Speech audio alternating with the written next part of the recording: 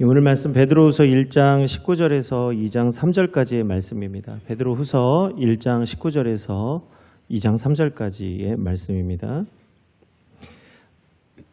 네, 우리 찾으셨으면 한 절씩 교독하겠습니다. 베드로후서 1장 19절부터 2장 3절까지. 또 우리에게는 더 확실한 예언이 있어 어두운 데를 비추는 등불과 같으니 날이 새어 샛별이 너희 마음에 떠오르기까지 너희가 이것을 주의하는 것이 옳으니라.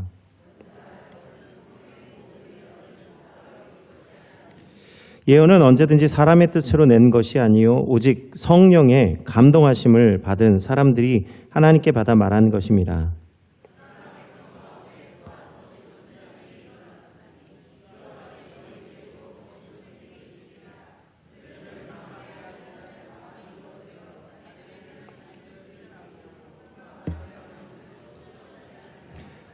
여럿이 그들의 호색하는 것을 따르리니 이로 말미암아 진리의 도가 비방을 받을 것이요 그들이 탐심으로써 지어낸 말을 가지고 너희로 이득을 삼으니 그들의 심판은 옛적부터 지체하지 아니하며 그들의 멸망은 잠들지 아니하느니라. 아멘. 예, 오늘은 지난 새벽기도회 때에 베드로전후서 말씀을 같이 생각하면서 이 시대의 우리 복음에 대해서 좀 같이 고민하는 시간을 좀 갖기를 원합니다. 물론 믿어야 되는 시간이기도 하지만 오늘 우리에게 주신 은혜를 좀 점검하고 우리 안에 있는 불순물들을 제거해 나가는 시간이 되기를 원합니다. 그래서 거짓교사라는 제목으로 함께 좀 말씀 나누고자 합니다. 2018년도에 두 명의 목사님이라고 할 수도 없고 목사라고 하기도 그렇고 목사가 아니죠. 교주입니다. 교주. 두 사람의 교주가 구속이 됐습니다. 한 사람은 마민중앙교회를 담임했던 이재록이라고 하는 교주고 다른 한 사람은 은혜로교회를 담임했던 신옥주 교주입니다. 이제 또 작년 2023년도에는 넷플릭스에서 나는 신이다라고 하는 그 다큐멘터리로 한국교회의 이단들을 조명하는 시간을 가졌는데 이 네 가지 이단들이 나왔거든요. JMS, 정명석, 그리고 또 오대양 사건, 그리고 아가동산, 그리고 만민중앙교회, 좀 전에 얘기했던 그 이재록에 대한 그 다큐멘터리를 방영을 했습니다. 이 보면은요, 많은 사람들이 이단에 빠져들어 가는데 오늘날도 이러한 것들을 보면서도 여전히 그 교회와 이단을 구별 못하는 분들이 있어요. 이 이단에 빠져들어가는 가장 큰 이유는 뭐냐면 복음이 무엇인지 알지 못하기 때문에 이단에 빠집니다. 근데 교회는 다니는데 복음이 무엇이고 복음의 능력이 무엇인지를 몰라서 결국은 이단에 가서 거기 가서 빠져 있는 거예요. 오늘날 우리 이단 사이비들이 신앙생활하는 분들 항상 우리 주변에 도사리고 있는데 이단 사이비는 어느 날 갑자기 생겨난 집단이 아닙니다. 제일 먼저 있던 그러니까 예수님 시대에도 이단들이 있었고 예수님 부인하는 자들이 있었고 지금도 이러한 이단들의 영향을 받아서 오늘 이단과 사이비가 생겨나는 거예요.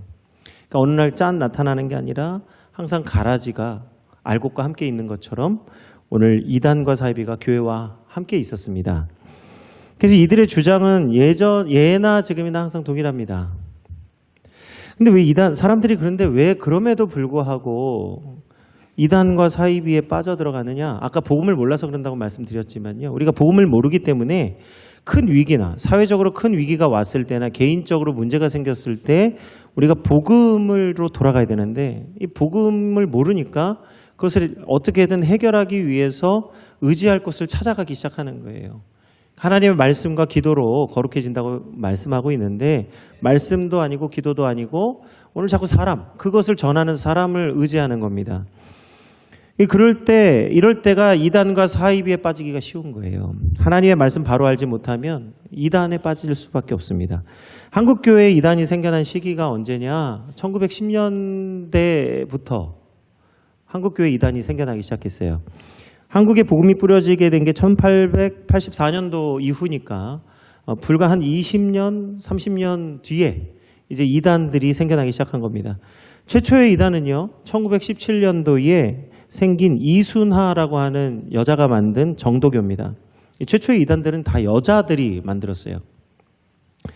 이 이순하라고 하는 여인은 물감장수 부인에게서 전도를 받고 5살 난 아들이 병이 들어서 그 병 고치기 위해서 교회를 가기 시작했습니다. 그래서 6일 만에 기도의 응답을 받고 한 달 만에 아들이 완치가 됐어요. 그래가지고 그때로부터 17년까지 1917년까지 5년 동안 교회에서 밤낮 없이 기도하면서 조선의 독립과 세계 평화를 위해서 기도했습니다. 오늘 이단들도요 하는 거 보면 세계 평화, 가정 평화, 뭐 사회봉사 하는 거를 앞세우는 그런 이단들이 많잖아요.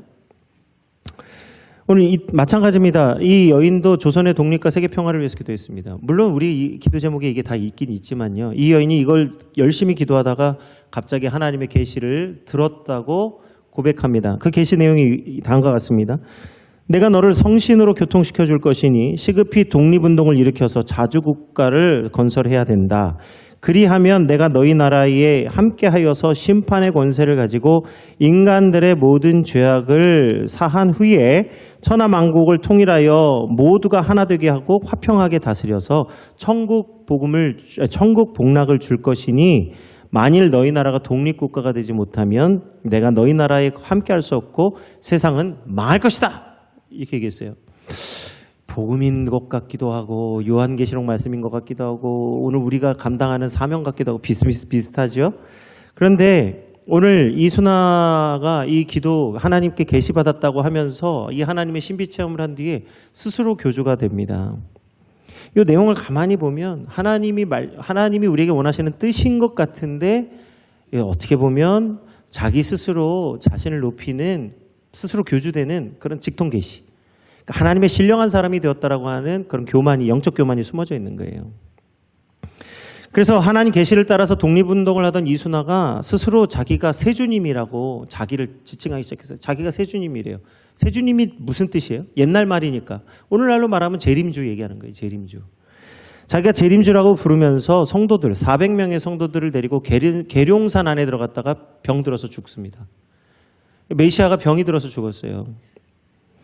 그래서 성도들이 그를 따라 들어갔다가 다 흩어져서 다시 이제 사라지고 그 다음에 등장한 사람이 누구냐? 남방 여인이라는 여인입니다.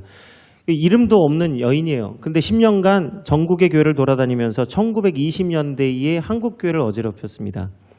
이 남방 여인이라는 이 별명을 갖게 된 건 뭐냐면 마태복음 12장 42절에 보면 예수님께서 심판 때에 남방 여인이 일어나서 이 세대 사람들을 정죄할 것이라고 말씀하신 그 말씀을 따라서 자기를 남방 여인이라고 스스로 불렀어요.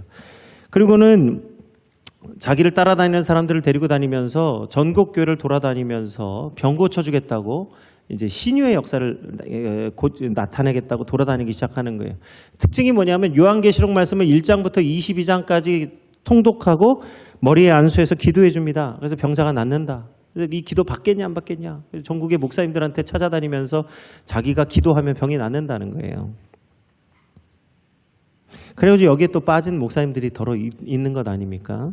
그런 목사님들이 또 있었다는 거예요. 그런데 이 남방 여인이 어느 날은 대전인지 어딘지에서 여관방에서 자기를 따라다니는 남신도와 함께 나쁜 짓 하다가 경찰한테 걸려가지고 깜빵에 갔어요. 그리고 나서 그 다음부터 어디로 갔는지 알 길이 없게 됩니다. 지금 소개하는 이런 이순아 남방 여인은요, 한국교회에 별 영향을 미치지 못하다가 그냥 없어져 버렸어요. 그런데 지금 이제 소개하려는 이분은 한국교회 모든 이단의 뿌리가 되는 사람입니다. 그 누구냐면 김성도 권사라는 사람이에요. 권사님이에요. 권사님인데 17살에 27살 나이가 많은 27살 차이가 나는 남편을 만나서 결혼을 하게 됩니다. 이 남편은 결혼을 2번이나 했어요. 그런데 아들을 낳지 못해서 셋째 부인으로 김성도 권사가 가서 결혼을 하게 된 겁니다. 근데 이제 결혼을 하고 아들을 낳았는데 갑자기 정신 이상 증상이 왔어요. 그러니까 무당 불러서 굿도 하고 병원을 다녀서 치료도 받는데 병이 낫지를 않는 겁니다. 그때 그 전도자가 와서 이제 전도부인, 옛날에 이제 권서인이라고 하는 이제 성경책을 이게 성경책을 가지고 다니면서 성경책을 팔면서 전도하는 분들이 있었는데 권서인이라고. 그 다음에 전도부인들이라는 분들이 있었어요. 저도 시골에 할머니랑 같이 있을 때 새우젓 파는 아주머니가 오셔가지고 새우젓을 팔았거든요. 옛날에는 영업사원, 지금으로 말하면 이제 그 영업사원이죠. 화장품도 방문 판매하고 그랬어요, 옛날에는요. 그래서 이제 그 새우젓 하시는 분이었는데 지금 생각해 보니까 그분이 전도 부인이에요. 새우젓 사세요, 새우젓 사세요. 저 할머니가 이제 새우젓이 필요해서 들어오라고 했어요. 새우젓을 쫙 깔아놓고 2개인가 3개인가 뭐 이렇게 깔아놓고 뭐 이렇게 설명을 해줘요. 이건 뭐고 이건 뭐고 선택하라는 거죠. 그럼 뭐예요? 하나는 비싼 거고 하나는 싼 거예요. 그러니까 이제 둘 중에 하나를 선택하려고 하는데 그때 이 새우젓 팔다 말고 갑자기 이분이 예수님 복음 전한 거예요. 제 기억이 나더라고요. 그랬더니 할머니가 소금을 막 뿌려가면서 다 섞어지라고. 이거 어디서 약을 파냐 이거죠. 그래서 막 섞어지라고 그랬는데 그게 기억이 나는 거예요. 어릴 때 그렇게 복음을 전파했구나. 근데 저희 할머님은 이제 돌아가시 전에 예수님 영접하고 천국에 가셨습니다. 예. 감사합니다. 할렐루야. 그런데 그때는 그런 분들이 있었어요. 복음을 전하는 분들이 있었어요. 이때 전도 부인이 와가지고 당신 병은 예수님 믿어야 낫는다 하니까 이 김성도가 가서 교회를 열심히 다니기 시작합니다. 그런데 이 아들도요, 어머니 따라서 정신 이상 증상이 있었어요. 그래갖고 아들을 위해서 또 자기 자신을 위해서 열심히 기도해서 병이 낫게 됩니다. 신유 역사가 나타나는 거예요. 그래서 이 김성도 권사가 신앙생활을 어찌나 열심히 하는지, 교회가 아니면 안 되구나. 무당도 가보고 병원도 가봤지만 치료가 안 되는데 교회 가서 병이 나으니까 하나님 진짜 하나님이시구나. 그래서 열심히 기도합니다. 그 기도를 얼마나 열심히 했든지 입신을 하게 됩니다. 근데 입신 올바른, 그러니까 우리가 이 육신의 몸을 입고 하나님의 나라를 보고 하나님의 뜻을 보는 그 입신이라는 게 있어요. 근데 원래 이 입신이라는 말은요, 사실 성경의 용어가 아닙니다. 올바른 용어는 아니에요. 하나님께서도 신접하는 자, 접신하는 자를 돌로 치라고 말씀하셨잖아요. 그러니까 우리가 입신이라는 말은 사실 엄밀히 말하면 성경적 용어가 아니에요. 하나님께서 꿈과 계시를 주시고 환상을 보여주시는 것이지 어떤 신접하는 일이 아닙니다. 근데 우리 기독교인들이 기존에 우리 한국에 있는 그 무속신앙의 영향을 받아서 이 성경 말씀을 자꾸 이게 토속적인 신앙으로 바꿔버리는 일이 있어요.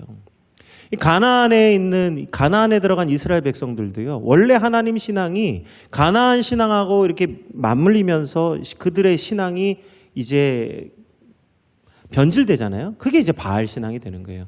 오죽하면 엘리야가 너희들이 하나님이라고 믿는 그건 바알이지 여호와 하나님이 아니다. 그래서 너희가 만일 여호와가 하나님이면 그를 따르고 바알이 하나님이면 그를 따를지리라, 이렇게 얘기하는 이유가 뭐예요? 하나님 신앙을 갖고 있는데 어느 순간에 보니까 여호와 하나님 신앙이 아니라 바알 신앙으로 변질되어 있는 거예요. 비주는 하나님, 곡식을 많이 맺게 해주는 하나님, 그게 하나님, 여호와 하나님. 이른 비와 늦은 비를 주시겠다.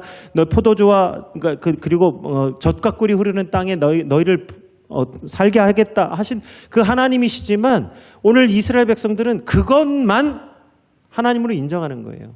그러니까 바알이 하나님이 돼도 모르는 거예요. 오늘 우리 기독교 신앙 안에 얼마나 이 무속신앙적인 요소가 많이 들어와 있는지 모릅니다.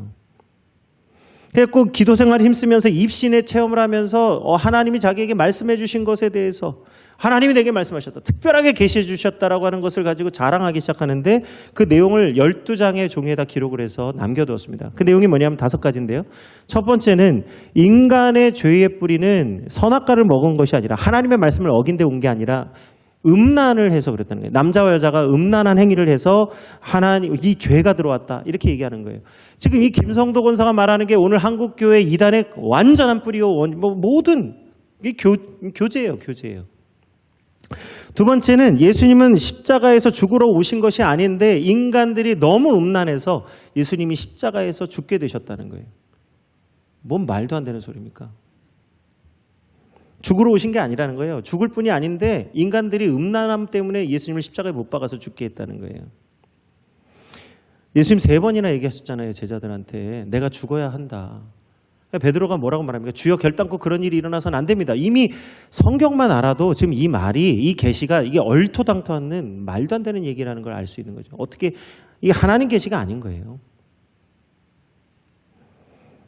세 번째는 하나님이 그래서 아담이 타락할 때 아담이 타락한 것을 막지 못해서 너무너무 슬퍼하셨고 예수님이 죽으러 오신 게 아닌데 십자가에서 죽으신 것 때문에 하나님이 너무너무 괴로워하셨다는 거예요. 벌써 우리가 십자가의 의미가 무엇인지 알지 못하니까 이런 이상한 얘기를 하는 겁니다. 네 번째는 그래서 이제 예수님이 다시 오셔야 되는데 재림 주님은 이제 하나님께 구름을 타고 오시는 게 아니라 이 인간의 여인의 몸을 빌려서 온다는 거예요. 그러니까 육체를 가지고 온다는 거예요. 그리고 다섯 번째는 그래서 재림주는 한국 땅에 오시게 되는데 이 한국이 이 새 예루살렘이 된다. 이거를 갖다가 12장의 종이에다 기록해가지고는 담임 목사님한테 똑같이 내놓고는 이게 하나님 내게 주신 계시니까 목사님 이걸 받아들이라는 거예요. 신앙 상담을 하는데 말이 상담이지 목사님 이거 하나님 내게 말씀하셨으니까 목사님 이거 바로 알고 예수님 제대로 믿으세요. 이렇게 이제 목사님을 가르치는 거예요. 그러니까 이 담임 목사님이 김성도 권사한테 호통을 치고 그거는 사탄의 역사니까 그 입을 다물고 잠잠히 있으라. 이렇게 얘기를 하셨다는 겁니다. 참으로 올바른 목사님의 가르침이죠. 성경을 우리가 알면요. 이런 말도 안 되는 소리에 미혹되지 않습니다. 그러니까 올바른 가르침을 받고도 오히려 이 김성도 권사는 자신의 체험을 너무너무 막 말하고 싶어가지고 여기저기 알리고 그래서 그 사람이 이 김성도 권사가 이 신비한 체험 입신을 했다는 소문이 나서 사람들이 모여들기 시작합니다. 뭐요? 신령하다 하면 막 모이는 거예요. 한국 교회 성도들의 신앙 특징이 뭔지 아세요? 신령하면 막 모여요. 신령하다는 말이 어디서 나오는 거죠? 이게 무속신앙에서 나오는 말이거든요. 신령한, 영험하다, 신령하다. 이게 다 귀신을 부리고 귀신 접신하는 사람들에게서 나오는 이 용어들이 기독교 안에 가만히 들어와가지고 기독교 신앙을 어지럽히는 거예요. 그래가지고 김성도 권사의 이 체험의 소식을 듣고는 많은 사람들이 모여가지고 집회를 가지기 시작합니다. 교회에서 예배를 안 드리고 집에서 따로 예배 드리는 거예요. 우리 구역 예배 드리는 그런 거 얘기하는 게 아니고 이제 막 신비 체험, 입신과 막 성령의 은사를 사모하는 사람들이 모여가지고 막 자기들끼리 막 얘기하는 거예요. 이거 무속 신앙하고 별반 다른 게 없는 거예요. 그래가지고 집회를 열다가 아예 교회를 세웁니다. 세주파라고 하는 아예 새로운 교회를 만들고 거기서 예배를 드리는 거예요. 그리고는 이 세주파라고 하는 단체에다가 자기 주변에 12제자를 세워놓습니다. 12제자를 세워놔요. 우리 신천지도 가면 12제자 지파를 세워놓고서는 막 야고보 지파니 뭐 베드로 지파니 서로 막 똑같아요. 하는 짓이 보면 똑같습니다. 그리고 내가 너희에게 성령을 줄 터이니 그 입을 크게 벌리고 하나님 앞에 입을 크게 벌리고 성령을 받으라는 거예요. 내가 성령을 부어주겠다는 거예요. 누가요? 김성도 권사가 입을 크게 벌리라는 거예요. 내가 성령을 부어주겠다는 거예요. 그래서 이거 유튜브에 보시면 이거 성령 충만함 받는다고 해서 이거 집회하는 사람들이 있어요. 입을 크게 벌리라고. 내 입을 크게 열라 내가 채우리라. 그 말씀을요 그렇게 사용하는 거예요. 하나님의 말씀을 알지 못하니까 이걸 막 인간이 주는 성령이에요. 입을 크게 벌리면 성령님이 온다는 거 아니에요? 입을 크게 벌리시기 바랍니다. 이 큰 자가 더 큰 성령을 받으시겠네요. 이게 말도 안 되는 얘기 아닙니까? 어떻게 성령님이 사람의 입의 크기에 따라서 사람의 입을 벌리면 주시고 안 하면 안 주시고 우리가 독립을 하면 세상을 구원해 주시고 우리가 독립을 안 하면 세상을 안 구원해 주시고 하나님의 계획이 어떻게 이렇게 인간의 어떤 손에 따라서 왔다 갔다 하는 하나님의 구원이 있을 수 있습니까? 그러니까 이런 일로 목사님이 그 담임 목사님이요 김성도 권사를 출교해 버렸어요. 너는 교회 나오지 마라. 너는 성도가 아니다. 맞죠? 하나님의 말씀을 믿지 않고 자기 멋대로 하는데 이 성도가 아닌 거예요. 출교.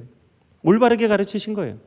그런데 이 김성도 권사가 교회에서 출교됐다고 그 다음에 한 말이 있습니다. 기성교회는 썩었고 목회자들은 다 하나님의 가르침을 제대로 받지 않으니 목회자들은 다 멸망할 자들이다. 하나님 심판을 받게 된다는 거예요. 기성교회와 목회자들은 다 멸망의 자식이에요. 지옥의 앞잡이라는 거예요. 거짓 교사라는 거예요. 어디서 많이 듣던 얘기 아닙니까? 우리가 이단들이 기성교회와 목회자들을 향해서 하는 그 말들이 다 여기서 나오는 거예요. 완전히 지금 모든 이단들이 하는 거에 대한 가장 뿌리가 여기 있는 거예요. 김성도 권사. 그런데 어디에서 이 사람이 넘어졌어요? 직통계시요. 하나님의 뜻을 보고 왔다. 자기만 하나님을 안다 이거죠. 그래서 이후로부터 나오는 모든 이단들은 다 김성조가 주장하는 교리에 뿌리를 두고 있습니다. 그래서 여기서부터 쭉 뿌리가 내려오는데 김성도 권사의 이 집회에 참여했던 사람들이 또 그 새끼를 치고 쳐서 박대선이, 문선명이, 뭐 제이메슨이, 이만인이 다 여기서 나오는 거예요. 다 다른 것 같죠. 다 요 뿌리에서 다 나와서 그 사람들이 새끼를 치고 새끼를 까고 해서 나온 게 지금 한국교회의 죄송합니다. 설교단에서 할 말이 아닌데 이단에 대해서는 단호하게 말해야 되는 거예요. 그래갖고 지금 문선명이니 이만희니 정명석이니 하나같이 하는 말이 뭐예요? 지금까지 풀지 못한 하나님의 말씀을 내가 풀어줄 터이니 내가 참 그리스도다. 하나님이 나에게 얘기하신다. 그래갖고 직통 계시를 받는 그리스도들이 얼마나 많습니까? 53명이 됐어요. 그러나 오늘 이러한 사람들의 말은 다 거짓말입니다. 거짓말이라는 것은 우린 성경을, 우리 하나님의 말씀을 알면 분별이 되는 거예요. 그래서 하나님은 이미 성경을 통해서 하나님의 뜻을 다 말씀해 주셨습니다. 오늘 베드로후서에서 말씀하신 것 같이 성령의 충만하게 하심을 받아서 오늘 기록된 말씀이 하나님의 말씀이에요. 그래서 오늘날 많은 성도들이 오늘 하나님의 말씀을 통해서 하나님의 뜻을 분별할 수 있는데도 불구하고 많은 사람들이 미혹을 받아서 오늘 이단 사이비에 빠지게 되는 겁니다. 오늘 우리가 보니까요, 왜 많은 사람들이 지금 미혹을 받느냐? 성경을 자꾸 성경을 풀어준다고 하니까 거기 가서 자꾸 성경을 배우겠다고 열심을 내는 사람들이 자꾸 미혹을 받아요. 차라리 열심이 없으면 중간이나 가는데 열심을 내는 사람들이 오히려 미혹을 받습니다. 오늘 특별히 미혹을 많이 받는 말씀이 있는데 그게 뭐냐면 요한계시록 말씀이에요. 근데 요한계시록 말씀을 왜 미혹을 받느냐? 우리 성도들이 요한계시록의 말씀이 무슨 비밀 코드나 숨겨진 암호나 뭘 이걸 풀어야 될 말씀으로 자꾸 생각해서 뭘 더 배워야 되고 더 알아야 되고 더 신비한 무엇이 있는 줄 알고 신령한 무엇을 더 알아야 되겠다. 그러니까 자꾸 이걸 풀어준다는 사람들한테 가서 배우는데 이거야말로 미혹을 받는 거예요. 오늘 요한계시록 말씀은요, 비밀로 가득한 성도들이 알지 못하게 하셔서 감추어둔 말씀이 아니고 오늘 요한계시록의 말씀은 성도들을 이 마지막 때에 위로하고 소망을 주시기 위해 우리에게 주신 약속의 말씀이 되는 줄 믿으시기 바랍니다. 뭘 풀어줘야 되는 게 아니에요. 새롭게 풀어줘야 되는 말씀이 아닙니다. 심지어는 요한계시록을 하나님께 받았던 사도 요한조차 이 계시록을 적는 그 순간에 미혹을 받아 넘어질 뻔했다는 것 아닙니까? 에이, 그게 무슨 말이에요? 성경에 있다니까요. 이게 제가 뭘 새롭게 풀어주는 말씀이 아니라 기존에 있는 말씀인데 우리가 영안이 열려서 읽으면 알게 되는 말씀을 우리가 이게 인간의 말씀으로 자꾸 받으려고 하니까 욕심으로 받으려 하니까 자꾸 뭘 숨은 것을 알려고 하는 이게 벌써 이미 교만 아닙니까? 내가 이거 안다. 내가 아니까 너에게 풀어주겠다. 자, 그 말씀이 요한계시록 22장 8절에서 9절의 말씀입니다. 사도 요한조차도 말씀을 받을 때에 미혹을 받을 뻔한 말씀이 무슨 뜻이냐? 오늘 요한계시록 22장 8절에서 9절인데요. 우리 함께 한번 자막으로 나오니까 한번 같이 읽어보겠습니다. 이것들을 보고 들은 자는 나 요한이니 내가 듣고 볼 때에 이 일을 내게 보이던 천사의 발 앞에 경배하려고 엎드렸더니 그가 내게 말하기를 나는 너와 내 형제 선지자들과 또 이 두루마리의 말을 지키는 자들과 함께 된 종이니 그리하지 말고 하나님께 경배하라 하더라. 아멘. 사도 요한조차 이 계시록의 말씀이 너무 신비롭고 너무나 그 뜻을 알기가 어려워서 그 주시는 말씀이 너무 그러니까 말씀이 너무 경의롭잖아요. 너무 하나님의 말씀이 강력하면요 경외심이 일어나요. 우리 예배 가운데 하나님의 말씀 때문에 두렵고 떨리는 마음 다 가져보신 줄 믿습니다. 이 경험이 있으셔야 돼요. 말씀 앞에 정말 말씀이 주시는 그 권위 앞에 두려운 마음이 있어서 엎드러지는 거. 우리가 말씀의 권위가 있잖아요. 정말 이 말씀의 권위라는 게 목사가 말씀을 잘 전한다는 뜻이 아니에요. 하나님의 말씀이 진짜 말씀이 되어서 내 마음에 작동이 되면 첫 번째 일어나는 일이 뭔지 아세요? 회개하는 역사가 일어납니다. 하나님의 말씀은 항상 먼저 첫 번째는 뭐냐면 우리의 죄를 깨닫게 하고 생각나게 하셔서 우리를 깨끗하게 하시기 위해서 항상 회개의 역사가 일어나게 돼 있어요. 그래서 항상 하나님의 부흥의 역사의 전 단계는 부흥의 역사의 첫 번째 단계는 뭐냐면 회개의 역사가 일어나는 거예요. 근데 그게 의도적으로 되냐? 아니에요. 1907년 평양 대부흥회 운동이 사실은 사경회가 이 하나님 앞에 은혜 받자고 모였는데 일주일 동안 사경회 하는데 은혜가 안 일어나고 마음이 일어나지 않고 답답한 거예요. 성도들이 예배는 드리는데 말씀을 들어도 마음이 답답하고 아무 은혜가 없고 강팍해지니까 그때에 길선주 장로가 먼저 나와서 우리가 하나님 말씀 앞에 이렇게 아무 반응이 없고 이렇게 무익한 것은 우리 안에 있는 죄를 회개하지 않아서 그런 것이다. 그래서 나와가지고 자기 친구 돈 떼어먹은 것부터 먼저 고백하고 회개하지 않습니까? 그러니까 그 장로가 그 회개를 시작한 이후부터 그 자리에 있는 모든 남자와 여자와 어린아이까지 자기 죄를 회개하고 서로 찾아가서 용서를 구하고 화해 역사가 일어나기 시작하는 거예요. 먼저 제단에 예물을 드리기 전에 내 형제와 화해할 것이 생각나거든 가서 화해하고 돌아오라고 했잖아요. 회개 역사가 일어나기 시작하니까 관계가 회복되고 은혜가 회복되고 성령께서 역사하시면서 평양 대부흥의 운동이 전국으로 퍼지게 된 거 아니에요. 부흥의 역사는요, 먼저 회개의 역사가 일어나는 거예요. 근데 그게 의도적으로 되냐? 내가 성령을 줄 테니 받아라! 입을 크게 벌어라! 이가지고 되는 일이 아니라는 거예요.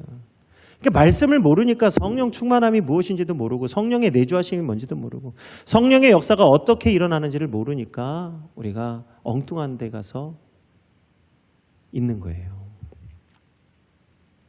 사도 요한도 똑같았습니다. 말씀을 주는 천사가 너무너무 두렵고 떨려서 그에게 경배하려고 했어요. 그랬더니 뭐라고 말합니까? 나도 너의 형제 선지자들과 이 두루마리의 말씀을 지키는 성도들과 똑같이 하나님의 창조하심을 입은 피조물이니 내가 아니라 하나님께 경배하라는 거예요.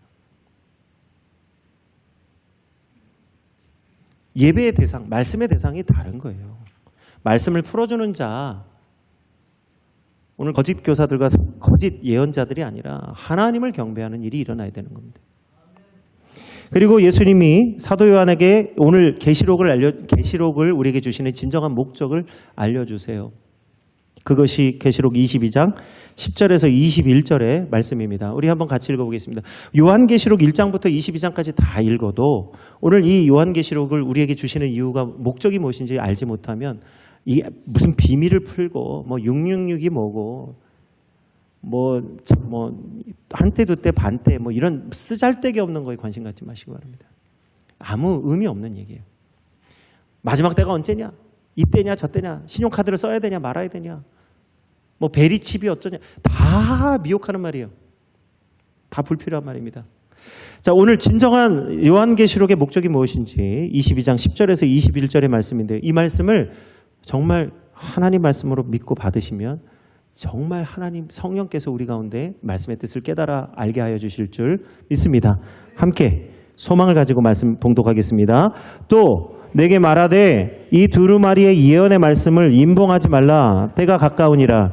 불의를 행하는 자는 그대로 불의를 행하고 더러운 자는 그대로 더럽고 의로운 자는 그대로 의를 행하고 거룩한 자는 그대로 거룩하게 하라. 보라 내가 속히 오리니 내가 줄 상이 내게 있어 각 사람에게 그가 행한 대로 갚아주리라. 나는 알파와 오메가요 처음과 마지막이요 시작과 마침이라. 자기 두루마리를 빠는 자들은 복이 있으니 이는 그들이 생명나무에 나아가며 문들을 통하여 성에 들어갈 권세를 받으려 함이로다. 개들과 점술가들과 음행하는 자들과 살인자들과 우상숭배자들과 및 거짓말을 좋아하며 지어내는 자는 다 성 밖에 있으리라. 나 예수는 교회들을 위하여 내 사자를 보내어 이것들을 너희에게 증언하게 하였노라. 나는 다윗의 뿌리요 자손이니 곧 광명한 새벽별이라 하시더라. 성령과 신부가 말씀하시기를 오라 하시는도다. 듣는 자도 오라 할 것이요 목마른 자도 올 것이요 또 원하는 자는 값없이 생명수를 받으라 하시더라. 내가 이 두루마리의 예언의 말씀을 듣는 모든 사람에게 증언하노니 만일 누구든지 이것들 외에 더하면 하나님이 이 두루마리에 기록된 재앙들을 그에게 더하실 것이요 만일 누구든지 이 두루마리의 예언의 말씀에서 제하여 버리면 하나님이 이 두루마리에 기록된 생명나무와 및 거룩한 성에 참여함을 제하여 버리시리라. 이것들을 증언하시니가 이르시되 내가 진실로 속히 오리라 하시거늘 아멘. 주 예수여 오시옵소서. 주 예수의 은혜가 모든 자들에게 있을지어다. 아멘. 오늘 하나님 예수님이 요한계시록의 말씀을 주신 이유는 먼저는 주 예수 그리스도의 은혜가 모든 사람에게 있을지어다 오늘 우리를 복주시기 위해서 주신 줄 믿습니다. 두 번째는 예수님이 다시 오실 때까지 이 진리의 말씀을 잘 지키라고 오늘 우리에게 요한계시록 말씀을 주신 줄 믿습니다. 그럼 세 번째는 뭐냐? 이 두루마리의 말씀을 더하거나 빼거나 하지 말라는 거예요. 더한다는 건 뭐죠? 억지로 푸는 거. 이게 뭐고 저게 뭐고 이게 무슨 신용카드고 이게 베리칩이고 뭐 이게 666이고 코로나고 이거 다 더하는 거예요. 말씀을 있는 말씀 그대로 받지 않고 자꾸 무엇을 더해서 미혹하는 거예요. 얼마나 지금까지 그런 미혹에 속아왔는데도 불구하고 여전히 이 미혹에 넘어가는 사람들이 있다는 게 저는 정말 이해가 안 됩니다.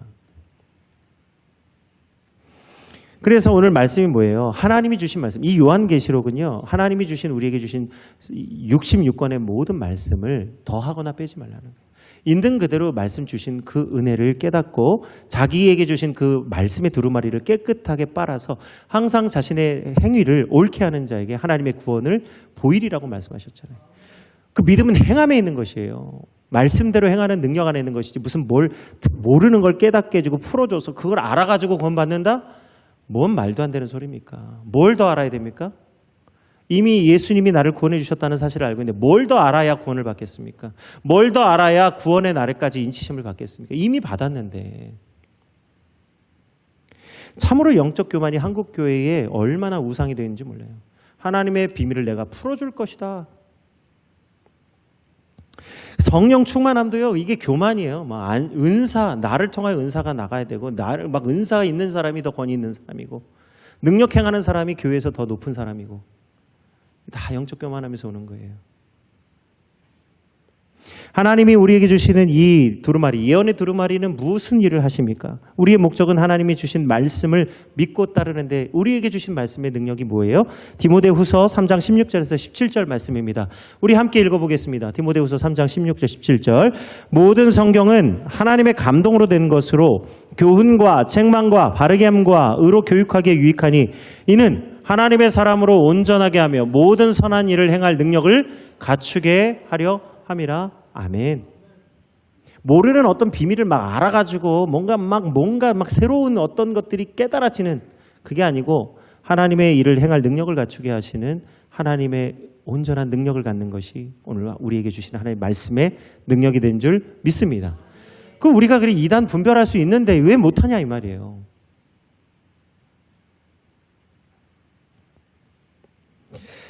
오늘 우리가 이 이단들에게 성령 충만함의 은혜를 빼앗겼기 때문에 교회가 오늘 능력을 잃어버렸어요. 성령 충만함이 무엇인지를 우리가 이제 사실 우리 한국 교회가 처음에는요 성령 충만함이 얼마나 많이 나타났습니까? 저도 어릴 때부터 어머니 손에 끌려서 집회를 많이 다녀봤는데 성령의 역사를 많이 보았어요. 이거 못 본 사람들은요 아무리 성령님을 얘기해도 이걸 이론이나 이 지식적으로만 이해하려고 하지 어떤 신비한 체험이나 기적이 나타나는 걸 부인하는 분들이 있어요. 왜 그렇습니까? 경험을 못 해봐서 그런 거예요. 그러나 제가 왜 경험을 중요시하지 않느냐? 하나님의 말씀이 기초되지 않은 모든 경험은요 다 미혹받을 수밖에 없어요. 사울도 남아 라요세 가서 하나님의 성령에 임해서 3일간 예언하고 하나님의 일을 말했지만 결국은 악신에 들려서 멸망하지 않습니까? 이 신비한 체험을 했다고 해서 하나님의 구원이 임하는 게 아니에요. 그래서 체험을 하는 것은 중요하지만 체험보다 먼저는 하나님 말씀이 우선돼야 된다니까요. 그런데 또 이 체험을 안 해보신 분들은 성령의 역사를 잘 모르세요. 예언을 멸시하지 말고 방언하는 것을 가볍게 여기지 말아야 됩니다. 그러나 그것을 하나님의 말씀보다 위에 둬서는 안 되는 것이죠. 오늘날 한국교회의 이 무속신앙 같은 게 뭔지 아세요? 자기 교회 담임 목사님하고는 신앙상담 안 합니다. 근데 기도원 원장한테 가서는 신앙상담하고 거기 가서 안수받고 거기 가서 기도하고 있어요. 교회에서 기도 모임은 참여 안 하는데 신령하다고 하는 곳에 가면 거기 가서 머리 디밀고 안수받고 거기 가서 기도하고 거기 가서 헌금하고 그 기도원장들이 항상 하는 말이 있어요. 기승전 결 자녀 문제 가지고 가서 하고, 직장 문제, 일 문제 가지고 가서 상담하면 항상 기승전결, 얼마 헌금하라는 거예요. 얼마 헌금하면 하나님 기도응답 해주신다는 거예요. 뭔 기도응답이 얼마 헌금하면 옵니까? 헌금의 액수는요, 하나님이 자원하는 심령이 돼서 마음 주셔서 하는 것이지, 사도행전에 보면 바나바가 자기의 소유를 다 팔아서 헌금할 때에 아나니아 삽비라도 똑같이 하려고 하다가 결국 성령 회방자로 죽지 않습니까? 액수가 정해져 있는 게 아니라 하나님이 마음 주시는 대로 자원하는 심령으로 드리는 거예요. 그런데 어김없이 가면 얼마 헌금하라는 거예요. 액수가 정해져 있어요. 1,000만 원. 뭐 하면 1,000만 원, 뭐 하면 3,000만 원. 병 날라면 3,000만 원. 교회 중보기도회는 참석 안 하는데 신령한 사람이 있다고 하면 거기 가서 머리 들밀고 안수기도 받으려고 하고 있고. 어느 순간인가 무속신앙으로 바뀌어버렸다니까요. 성령의 역사가 있어서 가서 기도받는 거는 제가 뭐라고 말하는 게 아닌데 지금 뭔가 이게 이상하게 다 바뀌어져 있다고요. 교회 공예배하고 봉사에는 참석 안 하는데 성경 공부한다는 데는 어디든지 가가지고 성경 공부하다가 다 그래서 지금 이단에 다 가서 끌려가서 거기 있는 거잖아요. 후회해도 늦었어요. 빠져나오지를 못해요. 전후좌우로 다 막 그냥 감시를 하고 있어가지고. 이미 예배의 말씀만 들어도요, 하나님의 뜻을 분별할 수 있어요. 매주에 드려지는 모든 말씀 가운데 하나님의 말씀을 배우고 가르치잖아요. 그 말씀을 진짜 말씀으로 받으면 우리가 이단에게 정말 우리 마음이 뺏길 수가 없는데 자기 교회 예배는 귀하게 여기지 않는 거예요. 귀하게 여기는 데가 따로 있는 거지. 이미 이건 기독교 신앙이 아닙니다. 하나님은요, 항상 우리가 있는 자리를 지키고 우리가 있는 곳에서 예배하고 성도들과 함께 참된 교제 안에서 하나님을 섬기라고 말씀하세요. 그래서 참된 성도는 자기 자리를 지키고 하나님의 때를 기다리는 자들입니다. 뭘 풀고 뭘 알고 뭘 미리 대비하는 게 아니라 자기 자리를 하나님이 주신 때를 기다리며 자기 자리를 지키는 것. 그게 하박국이죠. 오늘 베드로 사도도 오늘 동일한 말씀으로 우리에게 권면합니다. 오늘 이 시대에 하나님의 말씀을 받는 우리 모든 성도들이 오늘 베드로후서 3장 14절에 18절의 말씀을 가지고 믿음의 자리를, 어쩌면 지금 굉장히 혼란스럽고 어려운 상황 가운데에서도 우리가 끝까지 하나님 주신 믿음을 지킬 수 있는 은혜의 말씀, 이 말씀을 함께 봉독하기 원합니다. 베드로후서 3장 14절에서 18절입니다. 함께 봉독하겠습니다. 그러므로 사랑하는 자들아, 너희가 이것을 바라보나니 주 앞에서 점도 없고 흠도 없이 평강 가운데서 나타나기를 힘쓰라. 또 우리 주의 오래 참으심이 구원이 될 줄로 여기라. 우리가 사랑하는 형제 바울도 그 받은 지혜대로 너희에게 이같이 썼고 또 그 모든 편지에도 이런 일에 관하여 말하였으되 그 중에 알기 어려운 것이 더러 있으니 무식한 자들과 굳세지 못한 자들이 다른 성경과 같이 그것도 억지로 풀다가 스스로 멸망에 이르느니라. 그러므로 사랑하는 형제들아, 너희가 이것을 미리 알았은즉 무법한 자들의 미혹에 이끌려 너희가 굳센 데서 떨어질까 삼가라. 오직 우리 주 곧 구주 예수 그리스도의 은혜와 그를 아는 지식에서 자라가라. 영광이 이제와 영원한 날까지 그에게 있을지어다. 아멘. 예, 오늘 하나님이 예수님이 골방에 있다 해도 믿지 말고 광야에 있다 해도 믿지 말라고 하신 것은 뭐예요?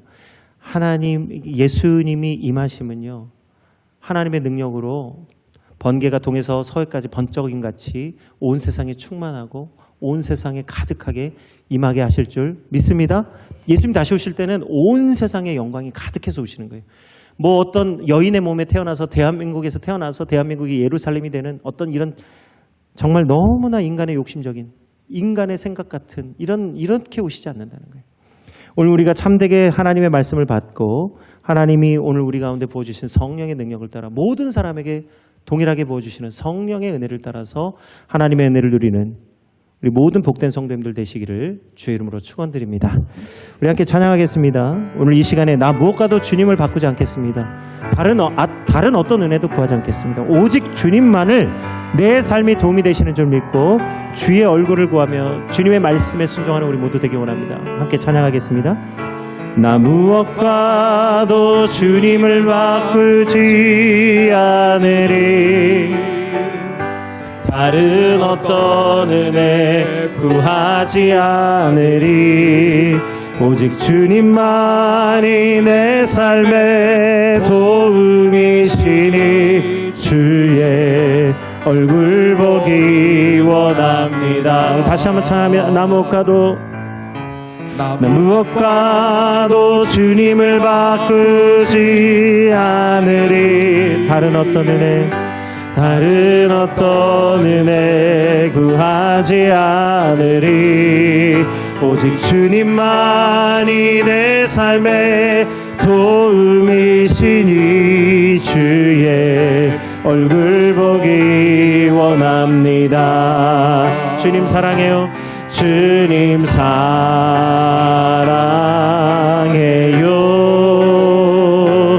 온 마음과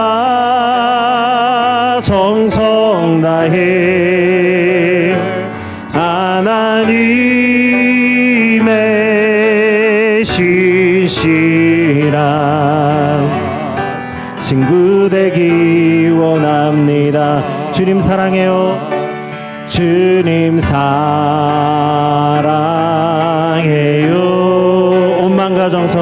온 마음과 정성 다해 하나님의 신실한 친구 되기 원하며 한 번 더 찬양합니다. 주님 사랑해요. 주님 사랑해요. 온 마음과 정성 다해 하나님의 신실한 친구 되기 원합니다. 친구 되기 원합니다.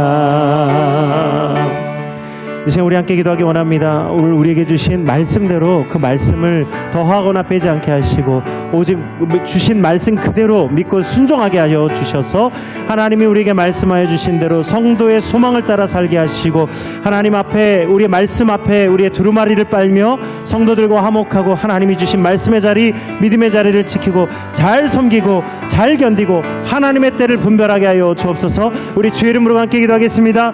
주여 아버지 하나님 감사합니다. 하나님의 구원이 여기 있다 저기 있다 해도 하나님 속지 말게 하여 주시고 예수님이 들판에 있다 골방에 있다 할지라도 거기에 가서 속지 말게 하여 주시고 오직 내게 주신 믿음의 자리에서 하나님 말씀을 지키며 믿음을 지키는 거룩한 성도들이 되게 하여 주옵소서. 무엇보다도 자신의 옷을 빨며 거룩한 두루마리를 하나님 회복하게 하여 주셔서 하나님의 말씀을 더하거나 빼는 일이 없게 하여 주시고 오직 우리 주 예수 그리스도와 하나님만을 경배하며 섬기는 성도들이 되게 하여 주옵소서. 사도 요한도 하나님 말씀을 전하는 천사에게 경배하려 하는 오류를 범할 뻔하다가 하나님 그가 나도 하나님이 창조하신 피조물 뿐이니 오직 여호와 하나님만을 경배하라고 하나님 사도 요한을 깨우쳐 준 것처럼 우리가 하나님을 올바로 바라보고 하나님의 역사가 무엇인지 깨달을 수 있는 우리 모두가 되게 하여 주옵소서. 그러므로 성경 66권 창세기로부터 요한계시록에까지 오늘 우리에게 주신 하나님의 말씀을 옳게 분별하며 하나님의 말씀을 깨달아 알게 하여 주시고 그리스도의 장성한 분량에 이르게 하여 주시며 그리스도의 지식에까지 자라나게 하여 주셔서 영광과 능력이 항상 우리 성도들과 함께하여 주옵소서. 무엇을 행하든지 하나님의 영광에 함께하여 주셔서 능력 있게 하여 주시고 성령 충만함의 역사가 온 땅 구석까지 흘러가게 하여 주옵소서. 하나님께서는 온 세상 모든 나라를 위하여 오시오니 하나님 오늘 우리가 욕심과 미혹에 빠져 하나님 허탄한 데에 하나님 무릎 꿇지 않게 하시고 온전하신 예수 그리스도 앞에 무릎 꿇는 성도들이 다 되게 하여 주옵소서. 오직 주님만 나의 구주가 되심을 믿고 감사드립니다. 사랑해 주님 감사합니다. 오늘 우리 찬양하고 말씀을 나눈 대로 주님 무엇과도 주님을 바꾸지 않게 해주시고 오직 주님만 나의 모든 것이 되어 주옵소서. 이미 우리에게 구원을 베풀어 주시고 우리 안에 성령의 내주하심을 주셨으니 이제는 말씀을 믿고 말씀에 기초하여 우리의 모든 죄를 주님 앞에 회개하고 죄 씻음을 받아 성령의 능력을 갖추고 모든 일을 행할 능력을 갖게 하여 주옵소서. 우리에게 날마다 찾아오는 정죄감을 이길 수 있는 능력은 생명의 성령의 법에 있을 때일 줄 믿습니다. 하나님 우리가 매일같이 범하는 죄를 이기게 하여 주시되 성령님을 통하여 예수 그리스도를 믿는 믿음으로 성령님을 통하여 능히 죄를 이기고 죄를 용서하며 하나님의 자녀로 살아갈 수 있는 권능 있는 자녀들이 다 되게 하여 주옵소서. 올바른 믿음 안에 있는 모든 성도들이 오늘 온 세상 열방을 향하여 섬기는 아름다운 일을 감당하게 하실 줄 믿습니다. 복되게 하시는 예수 그리스도의 이름으로 감사하며 기도드립니다. 아멘.